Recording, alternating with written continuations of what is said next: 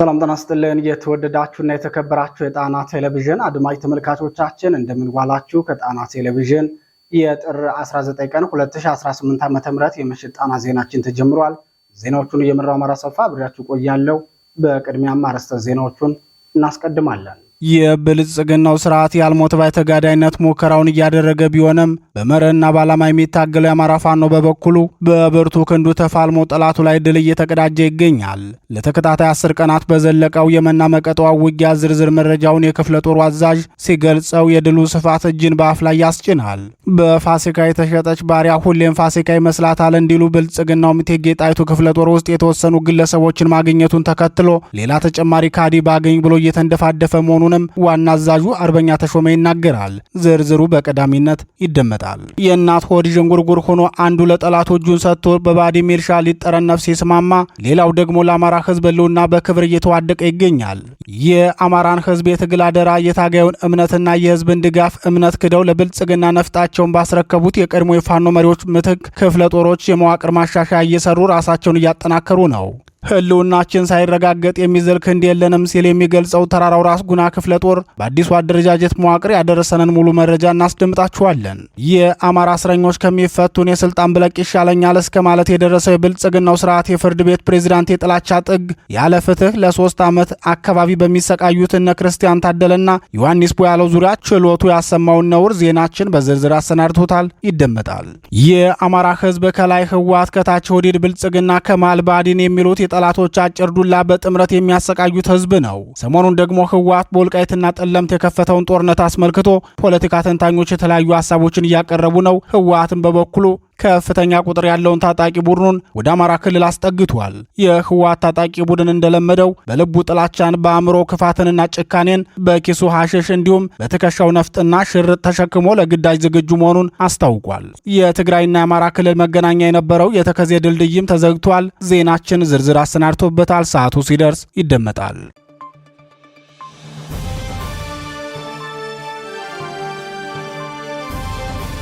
ክቡራትና ክቡራን የጣና ቴሌቪዥን ደጋፊዎች የአማራ ህዝብን ትግል ማዕከል በማድረግ ውግንናውን ለአማራ ህዝብ ማዕከላዊ ኮዝ ዘላቂ ጥቅምና የተቆጠሩ ጥያቄዎች ያደረገው ጣና ቴሌቪዥን ትግሉ የገጠመውን የስትራቴጂክ አመራር ክፍተት እንዲሞላ ህዝባዊ መሰረቱን አስጠብቆ እንዲቀጥል በማድረግና ሚዛናዊ የመረጃ ተደራሽነትን በጥራት በፍጥነትና በታማኝነት እያቀረበ የሚገኘውን የጣና ቴሌቪዥንን ለመደገፍ በርካቶች በምን እንደግፍ የሚል ጥያቄ ስታቀርቡልን መቆየታችሁ ይታወቃል። በመሆኑም በዜል +1 46 9866 54 44 በካሻፕ ጣና ቲቪ 2024 በፔይፓል ጣና ቴሌቪዥን 2024@gmail.com እንዲሁም በዶኔት ቦክሱ በኩል መደገፍ የምትችሉ መሆኑን ለማሳወቅ እንወዳለን።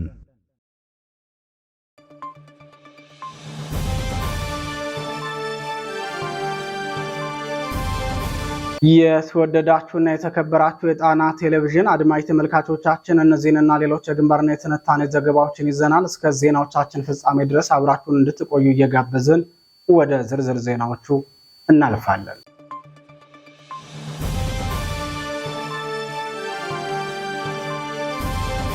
ወደ ቀዳሚው ዜናችን አመራን። ፋኖ በደፈጣ ጥቃት ታላቅ ድል ተቀዳጀ።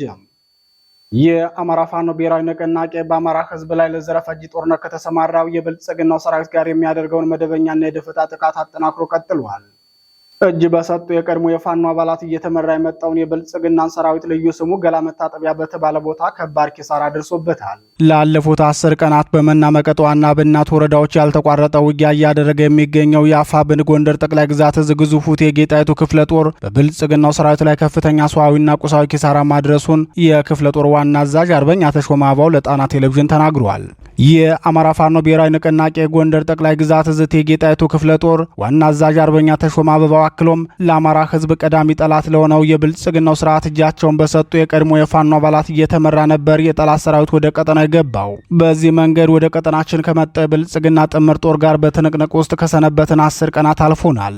በቀጠናችንም ገዢ ወታደራዊ ቦታዎችን በመያዝ በጠላት ላይ ያለንን የስነ ልቦና የበላይነት አስቀጥለናል፣ በድል ቀጥለናል ብለዋል። በቀጠናችንም ገዢ ወታደራዊ ቦታዎችን በመያዝ በጠላት ላይ ያለንን የስነ ልቦና የበላይነት አስቀጥለን በድል ቀጥለናል ብለዋል። ክፍለ ጦሩ የፈጸመውን ተጋድሎና የተገኘውን ድል አስመልክቶ አርበኛ ተሾመ ሲቀጥልም በፋኖ ትግል ውስጥ የቆዩ ቀደም ሲል በግብርና ባለሙያነት ሲሰሩ የነበሩ ግለሰቦች ለጠላት እጅ ሊሰጡ ከጠላት ጋር ተነጋግረው ቃል በተጋቡት መሰረት ከአዲዎችን ሊቀበል ከብናት ተነስቶ በፓትሮል ተጭኖ በመጣው የብልጽግና ወታደር ላይ ገላ መታጠቢያ ተብሎ በሚጠራ ስፍራ ላይ ሰራዊታችን በጣለው የደፈጣ ጥቃት ተመተው ፓትሮሉ ሲገለበጥ የጫናቸው የሰራዊት አባላት እርምጃ ተወስዶባቸው የያዙትን ወታደራዊ መሳሪያ ገቢ ማድረግ ችለናል ሲል ተናግሯል። የፋኖ አንድነትን የሰማው ጦራችን የመዋጋት ፍላጎቱ ተነሳስቷል ሲል የገለጸው አርበኛ ተሾመ አበባው ሆኖም ጠላት ያለውን የገንዘብ አቅም ተጠቅሞ የፋኖን ትግል የሚከዱ ታጋዮችን የሚደልሉና በጥቅማ ጥቅም የሚያማልሉ ደላሎችን በትግሉ ሜዳም ሆነ በማህበራዊ ሚዲያው በስፋት አሰማርቶ እየሰራ መሆኑ ይታወቃል።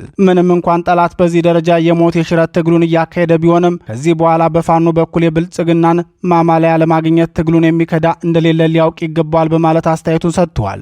የብልጽግናው ስርዓት በተለይም የአማራ ክልሉ ገዢ ፓርቲ ብአዴን የፋኖን አንድነት ከሰማበት ጊዜ ጀምሮ የተለያዩ አጀንዳዎችን በመቅረጽና ከፍተኛ የማባበያ ገንዘብ እየሰጠ ፋኖን ማስኮብለሉን የሙሉ ጊዜ ስራው አድርጎታል።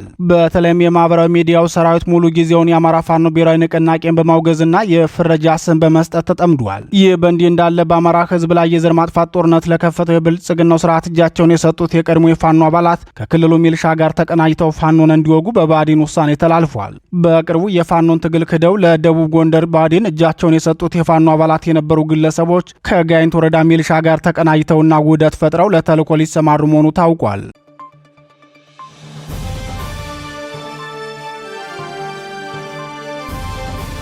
ወደ ተከታዩ ዜናችን እናልፋለን። ህልውናችን ሳይረጋገጥ የሚዘልቅ ክንድ የለንም። ፋኖ የአማራ ፋኖ ብሔራዊ ንቅናቄ አባል ክፍለ ጦሮች ውስጣቸውን በማጥራትና ትግሉን ክደው በወጡ የቀድሞ አመራሮች ምትክ አዲስ መሪዎችን በመምረጥ ራሳቸውን እያጠናከሩ ነው። ከቀናት በፊት ግዙፉ ገብርዬ ክፍለ ጦር ጊዜያዊ አመራር መዋቅር ሲሰራ፣ ዛሬ ደግሞ ተራራው ራስ ጉና ክፍለ ጦር ተመሳሳዩን የመዋቅር ማሻሻያ ስራውን አከናውነዋል። የአፋብን ጎንደር ጠቅላይ ግዛት እዝ 206ኛ ከፍ ያለው ደሴ ኮር ተራራው ራስ ጉና ክፍለ ጦር በሰራው አዲስ ተቋማዊ ሪፎርምና የመዋቅር ማሻሻያ ስራ 11 አባላት ያሉ ስራ አስፈጻሚዎችን መርጦ መድቧል። የ206ኛ ከፍ ያለው ደሴ ኮር ቃል አቀባይ ክፍል ለጣና ቴሌቪዥን በላከው መረጃ ኮራችን ዛሬም በጠራ አደረጃጀት መዋቅር መጥቷል። ትግል ቅብብሎች ነው። በትግል ውስጥ መስዋዕት፣ ጉዳትና መክዳት ያሉና የነበሩ ናቸው። ሁሉም የየራሳቸው መገለጫ ቢኖራቸውም በእኛ የትግል ምዕራፍ ደግሞ መክዳት ከማህበረሰባችን ወግና ባህል አንጻር ሲበዛ ሰላቶነት፣ አቅመቢስነትና ውዶ ገብነት ነው ሲል የመዋቅር ማሻሻያውን አስገዳጅነት መግለጽ ይጀምራል። ሰሞኑን የተራራው ራስ ጉና ክፍለ ጦር የክፍለ ጦር ዋና አዛዥ የነበረ ለአገዛዙ ያደረ በመሆኑ ዳግም አደረጃጀቱን በማስተካከል በሚታወቅበት ጠላትን ረፍት የመንሳትና የህዝባችንን የህልውና አደጋ የመቀልበስ ትግል በአዲስ መንፈስ ራሱን አደራጅቷል ሲል የገለጸው የኮሩ ህዝብ ግንኙነት ክፍል ተራራው ራስ ጉና ክፍለ ጦር በግለሰቦች ስብናና ዝና ያልተመሰረተ በመሆኑ እንደ ከዚህ ቀደሙ ሁሉ አስደማሚ ግዳጅና ኦፕሬሽኖችን ለመስራት ራስን የማዘጋጀት ቅድመ ስራዎችን ጭምር አከናውኗል፣ በማከናወን ላይም ይገኛል። በመሆኑም ዛሬ ጥር 19 2018 ዓ.ም ክፍለ ጦሩ የሚከተለውን አዲስ አደረጃጀት አዋቅሮ ወደ ስራ ገብቷል ብለዋል። በአዲሱ የመዋቅር አደረጃጀት መሰረትም አንደኛ አርበኛ ተመስገን አብርሃም ዋና ወታደራዊ አዛዥ፣ ሁለተኛ አርበኛ አበባ አልፈለቀ ምክትል ወታደራዊ አዛዥ፣ ሶስተኛ አርበኛ ጌታቸው ሞገስ ዋና ዘመቻ ኃላፊ፣ አራተኛ አርበኛ አያና ሆነ ምክትል ዘመቻ ኃላፊ፣ አምስተኛ አርበኛ ባይነሳኝ እንግዳው ፋይናንስ ኃላፊ፣ ስድስተኛ አርበኛ ታደሰ አሰፋ ምክትል ፋይናንስ ኃላፊ፣ ሰባተኛ አርበኛ ባንቲደር እውነቱ ቁጥጥርና ኦዲት ኃላፊ፣ ስምንተኛ አርበኛ ጌትነት ስመኝ ፖለቲካ ዘርፍ ኃላፊ፣ ዘጠነኛ አርበኛ ገበየው አማራ ህዝብ ግንኙነት ኃላፊ፣ 10 አርበኛ ነጋ ሆነልኝ የሰው ኃይል ኃላፊ፣ 11 አርበኛ ሻለቃ ታዲ ያለባቸው ሎጂስቲክና ኦርዲናንስ ኃላፊ ሆነው ተመድበዋል። የአማራ ፋኖ ብሔራዊ ንቅናቄ ጎንደር ጠቅላይ ግዛት እዝ 206ኛ ከፍ ያለው ደሴ ኮር ህዝብ ግንኙነት ኃላፊ አርበኛ ጋሻው ግዛት በመጨረሻም ማህበረሰባችንም ሆነ የትግል ጓዶቻችን ትግላችን የህልውና ነውና በግለሰቦች ፍላጎትና ጥቅም ላይ የተመሰረተ ባለመሆኑ የህዝባችንን ህልውና ሳናረጋግጥ የሚዝል ክንድ የሚደክም ጉልበት አልተላበስንምና እንደ ከዚህ ቀደሙ ሁሉ በእልህና በቁጭት የምንታገል መሆኑን ጭምር መግለጽ እንፈልጋለን በማለት መልእክቱን አስተላልፏል።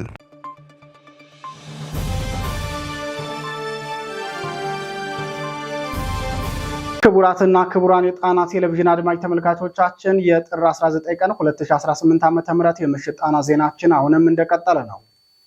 በእነ ዮሐንስ ቦያለው ችሎት የተነሳው ውዝግብ የብልጽግናው ፍርድ ቤት ያለ ፍርድ ከ2 ዓመት ተኩል በላይ በግፍ እስር ላይ በሚገኙት በእነ ዮሐንስ ቦያለው መዝገብ ላይ የአቃቢ ሕግን አስተያየት ለመጠባበቅ ለጥር 28 ቀን ቀጠሮ መስጠቱን ጠበቃቸው ገለጹ። የዮሐንስ ቦያለው የክርስቲያን ታደለና የአማረ መለስን የችሎት ውሎ በተመለከተ ጠበቃቸው እንደገለጹት በዛሬው ዕለት በዋለው ችሎት አቃቢ ሕግ ካቀረባቸው የፎረንሲክ ማስረጃዎች ጋር በተያያዘ የተከሳሾች ሰነድ አስተያየት የቀረበ ሲሆን ችሎቱን በዚህ ላይ የአቃቢ ሕግን ምላሽ ለመጠባበቅ ቀጠሮ መስጠቱን አዲስ ማለዳ ከጠበቃ ሰለሞን ገዛ ይሰማውት ያለው መረጃ አጋርተዋል። በብልጽግናው ፍርድ ቤት ችሎት ላይ በተከሳሾች በኩል ያለመከሰስ መብታችን ስለመነሳቱ የቀረበ ማስረጃ የለም የሚል ጠንካራ መከራከሪያ መቅረቡን ጠበቃው ሰለሞን ገዛኝ ገልጸዋል። አቶ ዮሐንስ ቦያለው የአማራ ክልል ምክር ቤት የፌዴሬሽን ምክር ቤት አባል መሆናቸውን የጠቀሱት ጠበቃው ከሁለቱም ምክር ቤቶች መብታቸው መነሳቱን የሚያረጋግጥ ቃለ ጉባኤ እንዲቀርብ መጠየቃቸውን ተናግረዋል። በተመሳሳይ ክርስቲያን ታደለ በፌዴራሉ የብልጽግናው ፓርላማ አባል ከመሆናቸውን ባለፈ የመንግስት ወጪና ቁጥጥር ቋሚ ኮሚቴ ሰብሳቢ እንደነበሩ አይዘነጋም። የክርስቲያንም ያለመከሰስ መብታቸው የተነሳበት መንገድ ህጋዊ አካሄድን የተከተለ ባለመሆኑ የምክር ቤቱ ቃለ ጉባኤ እንዲመጣ እንዲሁም በአዲስ አበባው የብልጽግና ምክር ቤት አባል የሆኑት ዶክተር ካሳ ተሻገርን ጨምሮ ሌሎች ተዛማጅ የጽሑፍ ክርክሮች ለችሎቱ መቅረባቸውን ጠበቃ ሰለሞን አስታውቀዋል። የጤና ሁኔታና የሕክምና ትዕዛዝ በተመለከተ ደግሞ ተከሳሾች ካቀረቧቸው የሕክምና ቤታዎች መካከል አቶ ዮሐንስ ቦያለው በግል ሆስፒታል የመታከም መብታቸው እንዲከበር በጠየቁት መሰረት ፍርድ ቤቱ 4 ኪሎ በሚገኘው ዳኑ የአጥንት ሆስፒታል ሄደው እንዲታከሙ ትዕዛዝ ሰጥቷል። አቶ ዮሐንስ ቦያለው በእስር ቤት አያያዝ ጉድለት ምክንያት ከፍተኛ የአጥንት ህመም እንዳጋጠማቸው ይታወቃል።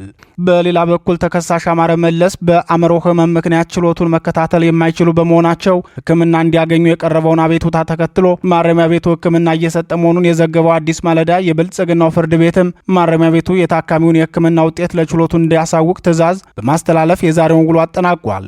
በዛሬው ችሎት ውሎ ከሰብአዊ መብቶች ጥሰቶች አያያዝ ጋር የተያያዘ አዲስ አቤቱታ እንዳልቀረበ ጠበቃ ሰለሞን ገዛኝ አረጋግጠዋል። አቶ ክርስቲያን ታደለ የቀዶ ሕክምና ከወሰዱ በኋላ በእስር ቤት ለጤና ክትትላቸው የሚስማማ ምግብ ከቤተሰቦቻቸውም ቢሆን እንዳይቀርብላቸው የብልጽግናው ማረሚያ ቤት መከልከሉን መዘገባችን አይዘነጋም። የብልጽግናው ስርዓት በአማራ ህዝብ ላይ የከፈተውን የዘር ማጥፋት ጦርነት ተከትሎ በግፍ እስር ላይ የሚገኙ የአማራ ፖለቲከኞች፣ ምሁራን፣ ጋዜጠኞች፣ የማህበረሰብ አንቂዎች፣ የሃይማኖት አባቶችና ወጣቶች ቁጥር በ10 ሺዎች እንደሚቆጠር ይታመናል። እነዚህ ሁሉ የግፍ እስረኞች ፍትህ የተከለከሉ ሲሆን በእስር ቤት አያያዝና ኃይልን በሚቀላቅለው የፖሊስ ምርመራ የአካል ጉዳት የደረሰባቸው በርካቶች መሆናቸውን ምንጮች ይናገራሉ።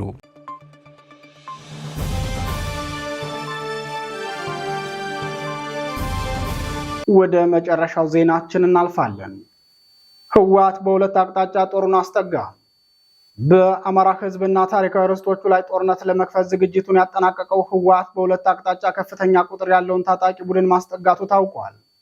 በትናንትናው ዕለት በዋልድባና በጠለምት አካባቢዎች ጦርነት የከፈተው ህወሓት ዛሬም በተመሳሳይ በሜካናይዝድ የታገዘ ጦር ወደ ጎንደር ማስጠጋቱ ተሰምቷል። የህወሓት ታጣቂ ቡድን ዛሬ ተከዜን ተሻግሮ በጠለምት አውራጃዎች ሃይዳና ነውይ የተባሉ ቦታዎችን መቆጣጠሩን የጣና ቴሌቪዥን ምንጮች ገልጸዋል።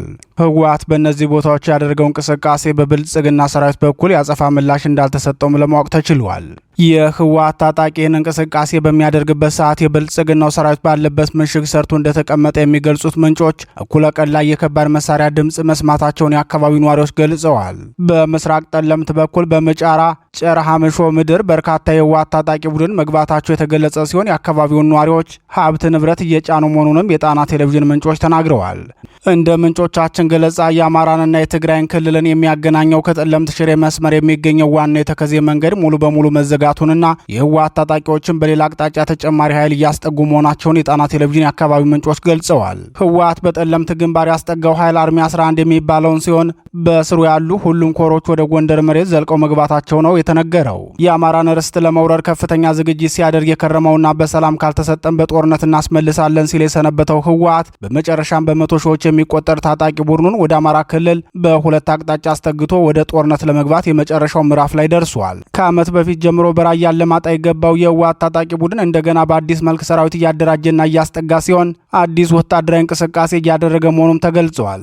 አላማጣ ከተማን ማዕከል አድርጎ በኮረምና ሌሎች የራያ አካባቢዎች ከፍተኛ ወታደራዊ እንቅስቃሴ እያደረገ መሆኑን የገለጹት ምንጮች በርካታ ቁጥር ያላቸውና ከባድ መሳሪያዎች የጫኑ ተሽከርካሪዎችም ዛሬ ሌሊት ከትግራይ ክልል ማይጨውና መሆኒ ተነስተው ህወሓት በወረራ ወደ ያዘው ተያዘው የአማራ ክልል ሰሜን ወሎ ዞን ራያ አላማጣ ሲጓጓዙ ማደራቸውን የዓይን እማኞች ገልጸዋል።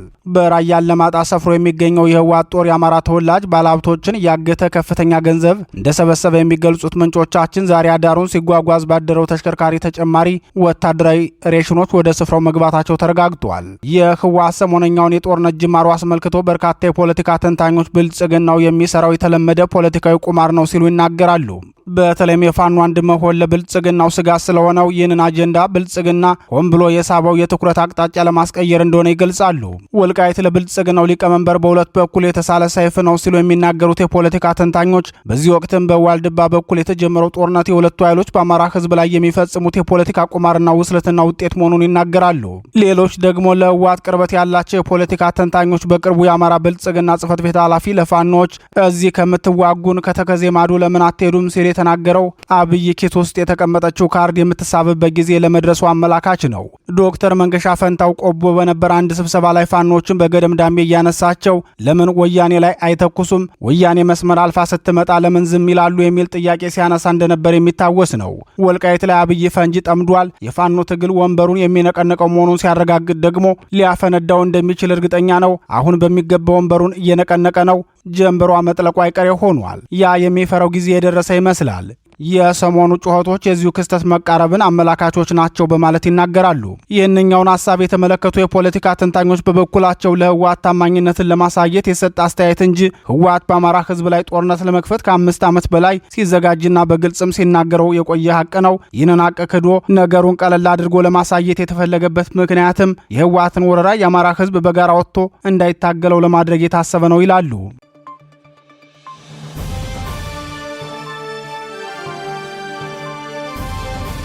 ክቡራትና ክቡራን የጣና ቴሌቪዥን ደጋፊዎች የአማራ ህዝብን ትግል ማዕከል በማድረግ ውግንናውን ለአማራ ህዝብ ማዕከላዊ ኮዝ ዘላቂ ጥቅምና የተቆጠሩ ጥያቄዎች ያደረገው ጣና ቴሌቪዥን ትግሉ የገጠመውን የስትራቴጂክ አመራር ክፍተት እንዲሞላ ህዝባዊ መሰረቱን አስጠብቆ እንዲቀጥል በማድረግና ሚዛናዊ የመረጃ ተደራሽነትን በጥራት በፍጥነትና በታማኝነት እያቀረበ የሚገኘውን የጣና ቴሌቪዥንን ለመደገፍ በርካቶች በምን እንደግፍ የሚል ጥያቄ ስታቀርቡልን መቆየታችሁ ይታወቃል። በመሆኑም በዜል +1 46 9866 54 44 በካሻፕ ጣና ቲቪ 2024 በፔይፓል ጣና ቴሌቪዥን 2024@gmail.com እንዲሁም በዶኔት ቦክሱ በኩል መደገፍ የምትችሉ መሆኑን ለማሳወቅ እንወዳለን።